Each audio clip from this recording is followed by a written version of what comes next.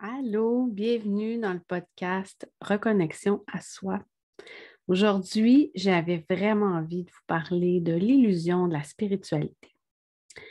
Il y a quelque temps, ce discours a commencé à monter et je me suis assise dernièrement vraiment avec une feuille et j'ai noté et j'ai attendu avant vraiment de l'enregistrer que ce soit pleinement intégré et conscient et que ce soit vraiment pour vous aider et non pas pour être dans le jugement ou être dans le vous n'avez pas raison de faire ce que vous faites. Parce que chaque personne a son histoire, chaque personne a sa vision avec les filtres qui viennent avec et ça lui appartient pleinement. Et on ne doit pas juger les gens sur ce qu'ils font ou ce qu'ils pensent. On doit juste accepter qu'ils sont ce qu'ils sont. C'est quelque chose qui est très difficile. Présentement, on a énormément de polarisation, on a énormément de division, beaucoup de colère qui se promène. Et de juste dire à quelqu'un, tu as le droit de penser ce que tu veux, c'est déjà un gros pas. Donc, si vous vous reconnaissez dans ces propos-là, faites juste observer, en fait. Observez quand vous prenez place, quand vous prenez position pour quelque chose, quand vous vous défendez à n'en plus finir, pourquoi ça vient vous déranger à ce point-là? Puis quand vous vous rendez compte de cette situation-là, prenez un pas de recul à l'intérieur de vous, dans votre tête, juste, je suis vraiment fâchée après cette personne-là parce qu'elle a dit, ça me dérange vraiment beaucoup. Constatez-le et laissez l'émotion transcender à l'intérieur de vous. Laissez-la se transformer. Laissez-la être et respirez avec cette observation-là et vous allez observer un détachement. Vous allez vraiment avoir un autre état d'esprit, un pas de recul et c'est là qu'on commence à accepter que les gens ne pensent pas comme nous. Et c'est quelque chose présentement que j'observe énormément et je me rends compte que surtout dans le monde spirituel, dans le monde du développement personnel, il y a tellement de courants de pensée, il y a tellement de choses. Il y a toujours une nouvelle mode, il y a toujours une nouvelle technique, il y a toujours quelque chose que tu n'étais pas au courant. Puis là, tu fais, oh my God, mais il faut que je connaisse ça. Pourquoi tout le monde se peut en parler, puis moi, je ne le sais pas. Ça doit venir des États-Unis, ça doit être en anglais, on se met à chercher. Et c'est là aussi où on se perd. On se perd tellement facilement parce qu'on veut tout savoir de ce monde-là. Et c'est vraiment des courants de pensée. Et souvent, si vous prenez le temps d'observer, si vous prenez le temps de creuser, vous allez vous rendre compte que c'est, encore une fois, pour nous contrôler. Ces modes de pensée-là, ces courants-là, c'est vraiment pas pour être au service de votre souveraineté, mais c'est vraiment plus pour vous dire, tu dois apprendre cette technique-là, tu dois l'appliquer à la lettre, tu dois faire les symboles, dire les phrases ou placer les choses aux bons endroits et tu dois le faire à tel moment et on vous garde dans un contrôle, dans une boîte et on ne vous permet pas la liberté de le faire selon ce qui résonne pour vous. Donc ça, c'est quelque chose que je trouve très difficile dans le monde de la spiritualité. Je découvre énormément de choses dernièrement. Il y a beaucoup de choses qui se sont présentées parce que je me suis permis de lever le voile et d'aller au-delà de ce que j'ai toujours vu et ressenti. Et si on commence, là, il y a très, très longtemps, en fait, si on parle de la religion, c'était une façon de contrôler les gens et c'était aussi la spiritualité et la foi. On devait avoir foi en Dieu ou foi en une divinité particulière et on devait suivre les protocoles, les rituels et écouter les gens au-dessus qui, eux, connaissaient ça. Et nous, on devait juste exécuter et faire ce qu'on nous disait de faire. Puis la religion, ça a vraiment été toujours manipulé, ça a toujours été, toujours, je vais mettre un bémol, mais mon impression, c'est que c'était une façon de contrôler les masses, de contrôler la population. En soi, le discours de fond, lorsqu'on regarde la religion catholique, par exemple, moi, quand j'étais jeune, j'avais tous les cours de religion au primaire, au secondaire. J'ai fait même ma profession de foi qui est après la confirmation en 6e année. Et en soi, je trouvais que c'était bien parce qu'on nous apprenait à aimer son prochain, à partager, à accepter les gens comme ils sont. Fait que le discours de fond, les valeurs qui étaient véhiculées me rejoignaient beaucoup, puis je trouvais que ça faisait énormément de sens. Mais en vieillissant, j'ai compris la dissonance, le fait que le Vatican soit autant riche, qu'on donne autant d'argent à l'Église pour faire vivre ces gens-là. Et quand on apprend, moi j'aime beaucoup l'histoire, et lorsqu'on apprend dans l'histoire qu'il y a des curés de paroisse qui contrôlaient les naissances jusqu'à faire sentir coupables les femmes qui n'étaient pas capables d'enfanter, qu'elles devaient en avoir un 11e enfant absolument, même si eux, à 10, ils n'y arrivaient déjà plus financièrement. Il y avait beaucoup de misère. La madame était extrêmement fatiguée physiquement, incapable de dire « je vais faire une autre grossesse et bien la faire ». Elle risquait de mourir en couche et pourtant, on les poussait, on les manipulait. Tu n'as pas foi en Dieu, Dieu va te sauver si tu crois en lui. Et c'est ce discours-là qui m'a amené à douter beaucoup. Le fait qu'il y ait autant de richesses à Rome, au Vatican, et qu'il n'y en ait autant pas dans la population en général. Moi, je pensais qu'on donnait au prochain, mais en fait, on donne à l'Église pour qu'elle s'enrichisse et qu'elle continue de nous contrôler. La religion a longtemps été impliquée en politique. C'était souvent les curés qui disaient un peu comment on devait penser ou comment. C'est eux qui soignaient les gens aussi. Donc, il y avait tellement la main mise sur toute la population qui pouvait contrôler les discours, les croyances. Et ça, là, pour moi, cet asservissement-là, c'est à l'encontre de la spiritualité. La spiritualité, c'est de devenir souverain. C'est d'accepter d'être ce qui résonne avec nous, ce qui vibre en dedans de nous et de laisser tomber ce qui ne vibre pas, d'enlever les couches, les mémoires, les choses qu'on porte à l'intérieur pour révéler notre lumière et notre divinité intérieure. La divinité, ce n'est pas juste Dieu en haut. On l'a tous à l'intérieur de nous. On fait partie de tout ça. Lorsqu'on va mourir et qu'on va retourner de l'autre côté du voile, on va redevenir dans cette espèce de soupe divine, une unité complète avec toutes les autres énergies qui se mélangent ensemble. Et de dire que, ben non, Dieu, il y en a juste un, puis c'est lui qu'il faut que tu écoutes, sinon il va te taper sa tête, puis tu vas avoir une vie de misère. C'est à l'encontre de la spiritualité, en fait, pour moi. Et j'ai aussi beaucoup de doutes sur l'histoire de la Bible. Il y a beaucoup, beaucoup de choses, mais entre autres, les premières fois que j'avais entendu parler de Marie-Madeleine, je ne comprenais pas pourquoi Jésus ne pouvait pas approcher cette femme-là. J'ai compris avec le temps, avec les années, quand le discours s'est un peu moins, a été moins nettoyé, parce que lorsqu'on est très, très jeune, ils choisissent les mots qu'ils emploient pour nous parler des gens, puis pour nous dire qui ils sont. Alors que lorsqu'on vieillit, bien là, on découvre qu'il y a des filtres qui sont enlevés. Et Marie-Madeleine, c'était une prostituée et c'était impensable que quelqu'un comme Jésus pouvait l'approcher. Puis ça m'a toujours dérangée quand on disait ça. Je ne pouvais pas croire que c'était pas correct, que cette femme-là devait être rejetée absolument. Et lorsqu'a sorti le Da Vinci Code, qui est un film et un livre, moi j'ai lu le livre bien avant de voir le film, j'ai compris qu'en fait, on a tellement manipulé l'histoire. Ça fait longtemps que je le sais, dans le fond de moi, que l'histoire qu'on nous montre, c'est ce qu'on veut bien nous montrer. Ça fait longtemps que je sais que l'histoire a été manipulée. Mais de constater, en fait, tu sais, quand tu as cette espèce de ha-ha moment de fuck, on m'a menti tellement longtemps, tu le savais. Tu sais, il y a des choses que tu le sais, mais que tu ne veux pas t'avouer, puis que là, à un moment donné, bang, là, tu es là en avant de toi, là, fait que tu n'as pas le choix de les voir.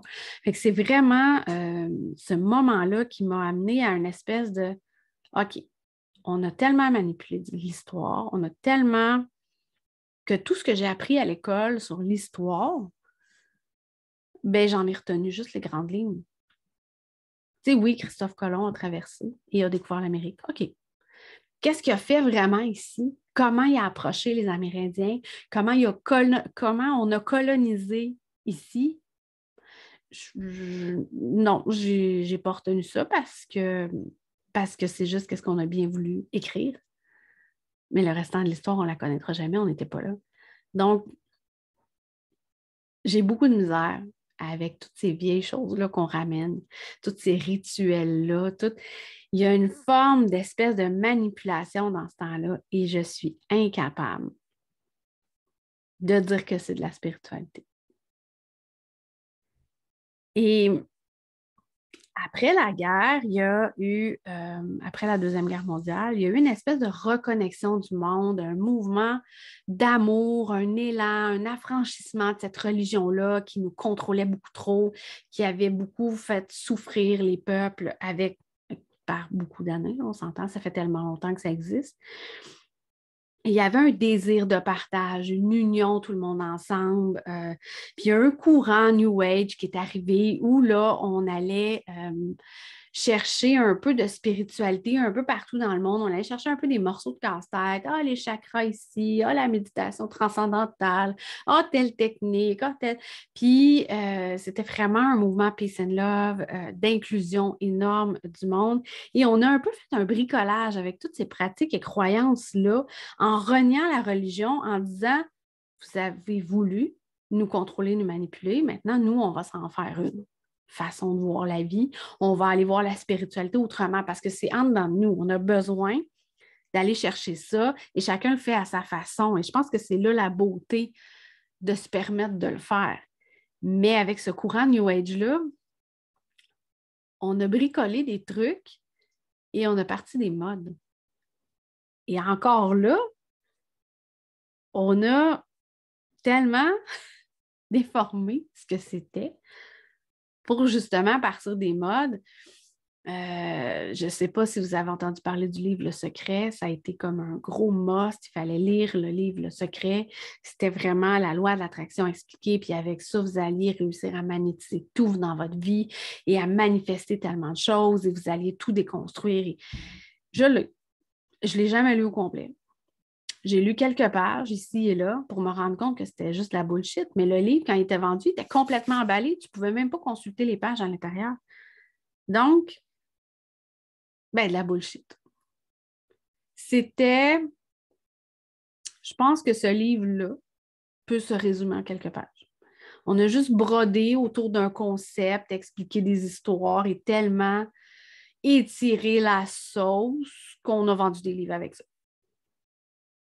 Et je constate que c'est ce qui se passe beaucoup, beaucoup, beaucoup encore aujourd'hui. On prend... les gens veulent être riches. Les gens veulent que leur business fonctionne. Bien, moi, je vais vous trouver la recette miracle. Vous allez apprendre à manifester. Avec ça, vous allez tout défaire vos croyances. Puis en 48 heures, votre vie va changer. My God, que c'est impossible. C'est impossible. Non, c'est juste une solution magique. On va mettre un plaster sur quelque chose, puis on va te faire croire que ça fonctionne, puis tu vas rester dans ton courant horizontal, dans ton confort, et tu vas pouvoir continuer de consommer et d'être à la merci de donner ton énergie à tout le monde. Alors que pour moi, être souverain, c'est se défaire de toutes les mémoires, de toutes les énergies qui viennent nous bouffer, de revenir dans notre axe vertical, dans notre connexion sacrée à l'univers, à la source, à notre higher self, à tous nos chakras, notre boussole, et à Gaïa, à la Terre. Et en étant dans cet axe-là, en étant parfaitement aligné, je vais venir taper dans mon énergie autour pour savoir qu'est-ce qui résonne avec moi et qu'est-ce qui ne résonne pas. Pour moi, c'est ça, être souverain. Donc, même si tu me donnes ta recette miracle, j'ai même pas le goût de l'essayer parce que quand tu me la vends, moi, quand je vais taper dans ton énergie, ça sonne faux. Ça sonne bas. Ça sonne grave. Je n'ai pas envie de jouer dans des tonalités graves. Moi, je vais être dans des hautes vibrations. Donc, je vais y aller autrement, à ma façon. Des fois, ça va me prendre plus de temps. Des fois, je fais des choses sans même le savoir. Dernièrement, beaucoup de gens se sont mis à parler d'implants. On a des implants énergétiques qui sont mis en dedans de nous pour nous contrôler, pour nous garder dans la matrice 3D, dans quelque chose de sombre, dans la peur, dans le contrôle. Et j'adhère pas assez.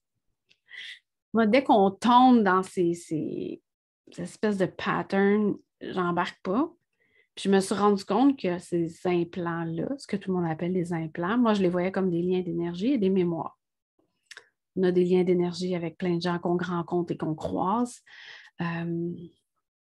Et, et ces liens-là peuvent parfois venir s'éparpiller dans notre énergie. Parce que des fois, on va rencontrer quelqu'un comme ça, je ne sais pas moi, à la caisse. La personne devant nous est marabout, elle boude, elle bougonne, puis après ça, on va y repenser plusieurs fois dans la journée. Ben, on vient comme d'emmêler notre énergie avec cette personne-là. Et c'est là, moi, je vois un lien d'énergie, puis il y en a qui appellent ça un implant. C'est que cette personne-là a comme implanté quelque chose dans notre énergie. En fait, c'est qu'on a tissé un lien et qu'on reste connecté avec cette personne-là. Et là, c'est à nous de se ramener, prendre une respiration, de se ramener dans le moment présent dans mon corps et de dire que cette énergie-là ne m'appartient pas et j'en veux plus. Point. On n'a pas besoin de faire des gros rituels de nettoyage. D'avoir des soins énergétiques régulièrement, oui. Oui, parce que seul, on n'arrive pas à tout nettoyer, seul, on n'arrive pas à tout ressentir, on n'a pas les outils nécessairement, mais ben, j'en enlève des implants, je veux dire, j'en dissous des mémoires, puis j'en enlève des liens, mais je ne savais pas que ça s'appelait un implant. Je l'ai appris dernièrement. Je les vois quand je suis en soins. Donc, j'en ai enlevé souvent. C'est juste que je n'ai pas dit à la personne, tu avais un implant là, parce que je ne savais pas que ça s'appelait comme ça. Mais maintenant que je le sais, je vais pouvoir le mentionner. Puis maintenant que j'ai une meilleure connexion aussi, parce que je suis tellement plus dans mon axe vertical, on me dit beaucoup plus de choses. Donc, c'est plus facile pour moi de vous dire exactement qu'est-ce qu'il en était. Ça ne veut pas dire que ça ne fonctionnait pas avant. Les soins aussi fonctionnaient. C'est juste que je ne pouvais pas vous mettre le mot exact sur ce qu'il y avait. Puis je pense que ça aussi, c'est quelque chose présentement dans la spiritualité où on juge tellement ce que la personne fait, ce qu'elle dit. Ah, c'est fou! C'est encore là, on se rabaisse, on se retire vers en bas. Tout le monde ensemble parce que cette personne-là est supposée d'être donc parfaite et de tout connaître, alors qu'en fait, comme nous, comme tout être humain, elle va juste évoluer de plus en plus, elle va juste cheminer encore plus vers, mais il n'y a pas de fin, mais vers ce qu'elle tend à être ou à faire. Donc, c'est normal qu'il y ait toujours comme une gradation et que les choses évoluent toujours. Avec l'espèce de courant New Age spirituel qui est arrivé dans les années 60 à peu près, on a parlé beaucoup plus de transformation intérieure, d'éveil du moi spirituel, de préparation à la nouvelle ère du Verseau dans laquelle on est en train de faire une transition. On serait entré dedans, mais il y a quand même des vestiges de la dernière ère qui sont là, c'est normal. On s'est mis aussi à voir apparaître des mots holistiques, guérison de l'esprit, le développement personnel. On a entendu beaucoup plus parler de physique quantique et on a amené le quantique dans le monde spirituel. On a parlé beaucoup de voyage astral. Les discours sur Gaïa ont commencé, la connexion à la Terre. On a aussi beaucoup entendu parler des extraterrestres. Ça, c'est quelque chose qui m'avait fascinée. On avait fait une exposition là-dessus. Il y a aussi beaucoup de musique New Age qui ont sorti. On s'est rendu compte des effets, des vibrations et de certaines notes et de certaines tonalités sur notre être. Donc, c'est un gros pas qui a été fait. Mais ce qui est arrivé, c'est qu'on nous a encore gardés dans des sectes, avec des gourous, avec des gens qui devaient tout connaître et nous montrer le chemin, toujours en nous gardant sous son emprise, parce que là, il faut que tu ailles faire tel séminaire, là, il faut que tu ailles faire telle fin de semaine, telle retraite, tel voyage pour être capable de passer au prochain niveau. Donc, on avait toujours la notion de bien, de mal, de beau, de laid, puis des techniques très, très, très rigoureuses. Moi, je n'aime pas le Reiki, je vais le dire. Je n'aime pas le Reiki parce qu'il y a des niveaux, parce qu'il y a des symboles à faire, il y a des trucs très, très, très précis et si tu ne les fais pas, ça ne marchera pas. Et ça, je n'y crois pas. Je n'y crois juste pas. Ça a déjà été vrai, mais je crois que ces techniques-là ne se sont pas adaptées à ce que maintenant on est rendu. Maintenant, tout le monde peut avoir accès à l'énergie, tout le monde peut venir retrouver son axe vertical. Tout le monde peut devenir souverain, en fait, de qui il est et de ce qu'il veut et de comment il veut avancer. Et en nous gardant dans ces techniques-là de, vous savez, 144 cœurs, et il y a des rayons de telle couleur, vous devez passer les 7 rayons, bien, on nous garde, encore une fois, par en bas, dans un contrôle, alors que le but de l'humain, c'est de trouver la source divine à l'intérieur de l'humain. C'est pour ça qu'on est venu. Donc, on a renié des vieilles religions à cause des abus de pouvoir, mais on a fait des nouvelles structures pour les remplacer qui font sensiblement la même chose. Fait qu'on est encore pris dans cette espèce de courant très dense, très bas en vibration, qu'on appelle la 3D, la matrice, dites-les comme vous voulez, mais c'est très, très physique, alors que tranquillement, beaucoup de gens s'éveillent, beaucoup de gens canalisent des choses, ont conscience de des entités qui sont vraiment avec des vibrations plus élevées. Et c'est là qu'on commence à parler d'évoluer vers la 5D, d'aller vraiment plus vers l'esprit, qu'on est des êtres multidimensionnels. Et oui, c'est vrai, c'est vrai. Il faut faire attention quand on canalise parce qu'on peut canaliser tellement de choses. Et on peut canaliser des mauvaises vibrations et rester dans la densité 3D parce que ces choses-là vont venir nous contrôler. Donc, tout ce monde-là qui s'est ouvert avec cette espèce de spiritualité New Age qui continue et tous ces courants de pensée-là, ben, parfois, c'est juste pour nous contrôler encore plus.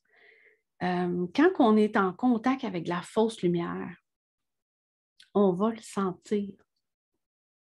Un esprit angélique, une fée, peut-être pas un dragon, mais vraiment ces énergies-là avec des très, très hautes vibrations, on se sent soulevé, transporté. Il y a une lumière, il y a une intensité, il y a... Le dragon, je dis moins, mais c'est parce que je sens énormément de force émanée du dragon versus un ange qui est très aérien et lumineux. Mais ces énergies-là nous aident à nous élever et souvent, lorsqu'on est en contact, surtout les premiers temps, moi, je leur demande d'abaisser leur vibration pour que je sois capable parce que sinon, ça devient extrêmement chargé pour mon canal et j'ai beaucoup de misère à garder la connexion. Mais lorsqu'on est dans des énergies de basse vibration, on va ressentir de l'anxiété, on va avoir l'impression d'être pris dans un gros nuage dense, on va ressentir de la peur. On peut avoir de la chair de poule, des frissons. Puis l'énergie ne peut pas nous mentir. Elle ne sera pas capable d'élever sa vibration. Elle va rester dans une densité énorme. Puis le discours qu'il va y avoir ne sera pas nécessairement un discours de souveraineté. Ça va être un discours qui va te garder dans le contrôle, dans la peur, dans l'anxiété, parce que c'est ça qu'elle dégage comme énergie. Alors que lorsqu'on va dans des haute vibration, bien, on se sent transporté, on se sent tellement bien, on se sent enveloppé, on a envie de rester là-dedans. Donc, prenez le temps de discerner ce que vous entendez comme discours. Demandez-vous si ça fait du sens pour vous. Tu sais, je le fais sans me rendre compte. Parce que moi, ça fait longtemps, en fait, que je rencontre des fois certaines personnes ou même des gens que je vois à la télé et que je fais « Oh my God », que je n'aime pas en face. Non, ça passe juste pas son énergie. Alors que d'autres, c'est correct. Et non, je ne vais pas là-dedans. Donc, ce que je fais, sans m'en rendre compte, mais que vous pouvez faire, c'est vraiment de respirer. Je vais descendre dans mon corps. Je vais prendre une grande respiration.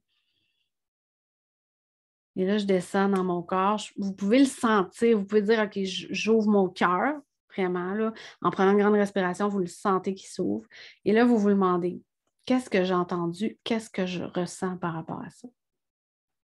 Est-ce que je me sens léger? Est-ce que je me sens écrasée? Est-ce Est-ce que ça fait oui? Est-ce que ça fait non? Vous allez le sentir et pratiquez-vous à faire ça tellement souvent avec des petites choses avant vraiment de l'appliquer dans la vie de tous les jours à des gros, gros concepts, à des gros discours, à des choses que vous entendez. Faites-le juste pour comment vous avez envie de vous habiller le matin. Qu'est-ce que vous avez le goût de manger? Qu'est-ce que vous avez le goût de faire? Vous avez le temps un samedi après-midi, enfin. Le lavage est fait, le ménage est fait, vous pouvez vous asseoir.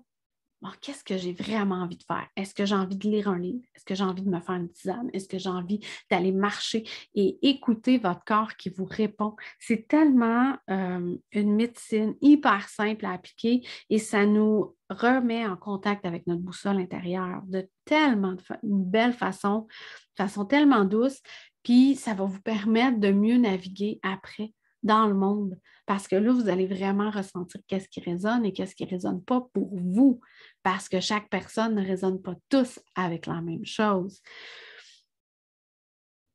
Il y a tellement de discours présentement, moi qui ne résonne pas du tout avec moi, et j'ai vraiment beaucoup de misère. Mais quand on est souverain, qu'on habite notre corps, qu'on se permet d'observer aussi, j'ai une mauvaise émotion, j'ai une drôle de réaction, j'observe, OK, c'est vrai, j'ai été frustrée, OK, c'est beau, j'habite mon corps, je reviens dans le moment présent et on continue la journée. Vous ne garderez pas vos frustrations. Vous allez être vraiment souverain de qui vous êtes et où vous voulez aller. Vous allez tranquillement retrouver la part divine en vous parce que c'est ça que vous êtes venu faire comme humain. Vous n'êtes pas venu faire une mission incroyable qui va changer le monde. Vous êtes venu reconnecter avec vous-même, avec votre part divine. Vous avez un but parce que vous êtes venu expérimenter certaines émotions ou certaines choses et vous avez vous-même placé les énergies pour atteindre ce but-là, que ce soit par votre carte du ciel ou par les fameux implants. On a des implants karmiques qu'on s'est mis, qui sont des mémoires qui sont à l'intérieur de nous, on les a dans notre ADN, on les a dans notre énergie, qu'on vient dissoudre, qu'on vient transcender pour être capable de reconnecter à cette part divine et avancer vers l'objectif qu'on s'était fixé. C'est difficile à comprendre au début, mais lorsqu'on s'écoute et qu'on se permet de plonger dans ce monde-là, en gardant en tête qu'on a le choix d'à peu près tout, il n'y a personne qui peut décider pour nous, on est souverain, on choisit, bien à ce moment-là, il n'y a rien qui peut vous arrêter. Vous êtes la personne qui contrôle les choses et qui décide et vous pouvez décréter des choses, vous pouvez sortir des choses de votre vie. Donc la spiritualité, ces espèces de courants-là qu'on voit, demandez-vous si ça résonne avec vous avant de vous pitcher dans tous les nouveaux cours, dans toutes les nouvelles retraites, Je ne dis pas que ce n'est pas bon, là, les retraites en groupe, je trouve ça merveilleux, je trouve ça vraiment le fun d'échanger dans ces énergies-là, mais tant que c'est fait dans l'ouverture, la bienveillance, la douceur, c'est merveilleux. C'est juste de venir s'élever tout le monde ensemble parce que chaque personne va venir contribuer énergétiquement aux autres. Et là, tout ce groupe-là qui rayonne ensemble va aider à s'élever encore plus. C'est là qu'on va venir dissoudre des mémoires, c'est là qu'on va avoir des aha moments. Donc, il ne faut pas mettre de côté tout, mais il faut trouver qu'est-ce qui résonne avec nous. Parce que présentement, là, ce qu'on voit partout, moi, ça... Et que j'ai beaucoup de misère. La guerre en Ukraine, j'ai vraiment beaucoup de misère présentement. J'ai jamais vu, puis il y en a partout des guerres depuis que je suis jeune, puis j'ai jamais vu quelqu'un venir autant dans les médias, autant sur la place publique pour aller dire « Oh mon Dieu, on fait pitié ». Je dis pas que... Je voulais pas aller là, mais je dis pas que les Ukrainiens méritent ce qui se passe. Je dis pas que sont pas corrects. C'est juste que moi, Zelensky, ne vibre pas avec du tout mon énergie. Je suis juste pas capable comme personne. Puis il y a plein de politiciens aussi comme ça. Puis il y a plein de gens dans la place publique qui ne vibrent pas avec mon essence, mais pas du tout. Donc, je prends un gros, gros pas de recul. Et pas que ça ne me concerne pas, dans le sens où, comme étant une âme qui vit incarnée sur Terre présentement, j'ai mon rôle à jouer dans l'élévation des consciences de toute la planète. Donc, comme personne souveraine, je choisis de continuer d'élever ma conscience, d'être en contact avec Gaïa, d'y aller dans une... J'essaie de faire de la cohérence cardiaque le plus souvent possible. Avec ça, on vient se mettre en accord avec les énergies et juste élever et envoyer de l'amour à chose qu'on a tellement besoin présentement. Donc, je pense qu'il y a tellement de façons qu'on peut contribuer sans rentrer dans des guerres très polarisantes et dans des opinions très tranchées et dans des divisions immenses, que vraiment de se ramener, si tout le monde se ramenait dans sa souveraineté présentement, même juste 50% de la population qui dirait « Moi, je suis souverain, je me mets dans mon axe, je suis qu'est-ce qui résonne avec moi, j'envoie de l'amour, je suis dans la douceur. » Ben merde, il y a des conflits qui n'auraient pas existé, puis il y a des choses qui seraient déjà finies depuis longtemps. Puis...